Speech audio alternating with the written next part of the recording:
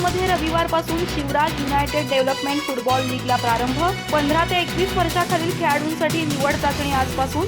अर्ध्या लाखांची बक्षिसं। नवोदित खेळाडूंना संधी देण्यासाठी स्पर्धेचं आयोजन। गडिंग्लज युनायटेड फुटबॉल असोसिएशन आणि शिवराज विद्या संकुलातर्फे रविवार 31 मे पासून शिवराज युनायटेड डेव्हलपमेंट फुटबॉल लीगला प्रारंभ होणार आहे। MR हायस्कूलच्या मैदानावर होणाऱ्या स्पर्धेचे हे 13वे वर्ष असून स्पर्धेसाठी रविवार 24 मे पासून निवड चाचणी सुरू होत आहे। 10 दिवस चालणाऱ्या स्पर्धेत 15, 17, 19 आणि 21 वर्षाखालील खेळाडूंचे 6 संघ सहभागी होणार असून एकूण अर्ध्या लाखाची पारितोषिके ठेवण्यात आली आहेत। उत्कृष्ट खेळाडू घडवण्यासाठी कुमार आणि युवा खेळाडूंना अधिकाधिक सामने खेळण्याची संधी मिळावी अशी सूचना जागतिक फुटबॉल संघाने केली आहे।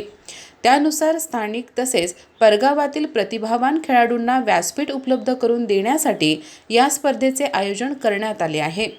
नवोदित खेळाडूंनी मोठ्या संख्येने सहभागी व्हावे असे आवाहन युनायटेडचे अध्यक्ष सुरेश कोळकी आणि शिवराज विद्या संकुलाचे सचिव प्राध्यापक डॉक्टर अनिल कुराडे यांनी केले आहे। स्पर्धा साखळी व बाद पद्धतीने खेळण्यात येणार असून सायंकाळच्या सत्रात दररोज 2 सामने होतील।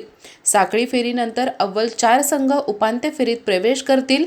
त्यानंतर विजेत्या संघांमध्ये अंतिम सामना रंगणार आहे। गुरुवार तारीख 28 सायंकाळी 7 वाजता खेळाडूंच्या बोलीचा कार्यक्रम होणार आहे। शनिवार तारीख 30 सायंकाळी 5 वाजता वृक्ष संवर्धन जनजागृतीसाठी शहरातील प्रमुख मार्गावरून खेळाडूंची रॅली काढण्यात येणार आहे। रविवारी तारीख 31 सायंकाळी 4 वाजता उद्घाटनाचा सामना होईल।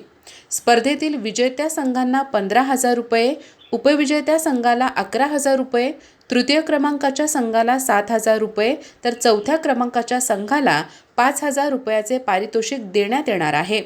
प्रत्येक सामन्यात विजयी संघातील उत्कृष्ट खेळाडूस सामनावीर तर पराभूत संघातील उल्लेखनीय कामगिरी करणाऱ्या खेळाडूस लढवय्या पुरस्कार देऊन गौरवण्यात येणार आहे।